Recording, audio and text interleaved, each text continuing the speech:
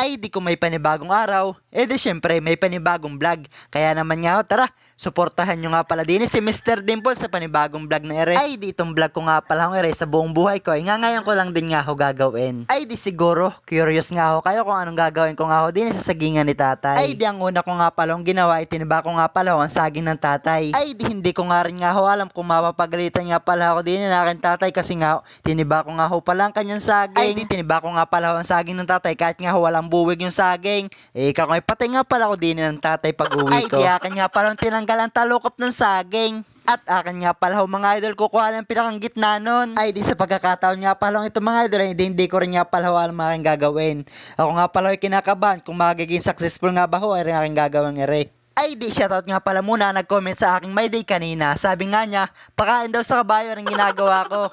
At may nagsabi pa rin nga ho mga idol na baka daw gagawin ko daw rin sa charon. Ay dito na nga ho mga idol, naisipan ko ho kasi na ano pang pwedeng gawin dito sa saging.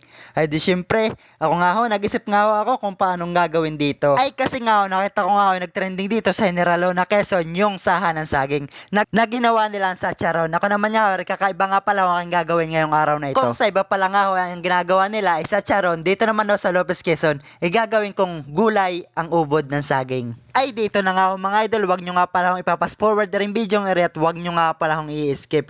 Kasi nga ho, para nga ho malaman ninyo kung paano yung ginagawa ko dito. Ay di para nga naman may matutunan din nga ho pala kayo din sa aking video ng ere. Ay di sa pagkakataon nga pala ito mga idol, kitang kita nyo nga pala ho ang aking ginagawa ho din At akin nga pala kinuha yung ubod ng saging at ito nga pala ho yung gagawin kong gulay. Ay di sa pagkakataon nga pala ito mga idol, ikaw ay get na rin nga pala ho ang aking gulay na lulutuin. Akin nga pala ginayat ng papagayon. Ay di sa pagkakataon nga pala ito mga idol, akin nga pala gagataan nga ho pala ring ubod ng saging. Ay di agad-agad nga pala akong kumuha ng niyog at syempre akin nga pala kakayudin na din. Ay di wari ko napapaisip nga ho pala kayo mga idol, masarap nga pala yung gagawin ni Dimple na yun Oho, yun nga ho pala matagal ko na rin nga naiisipang i-content.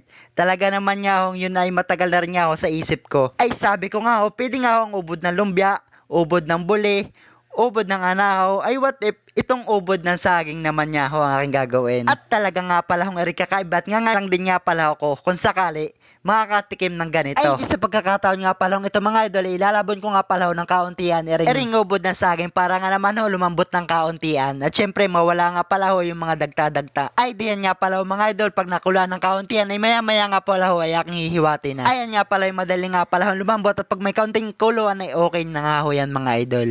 Ay di sa pagkakataon nga pala ito mga idol, tapos ko na rin nga pala pakulo na rin aking ubod na niluluto. At ngayon naman nga, akin nga pala nilagay iring gata ng niyog. Para nga naman nga maluto na rin nga talaga iring ubod na aking lulutuin. Ay di utay-utay ko nga ho pala nilagay iring ubod, din sa akin sinig ang nagata. Ay di ka kung dahan-dahan niya ang paglagay at baka nga matapon, sayang din naman.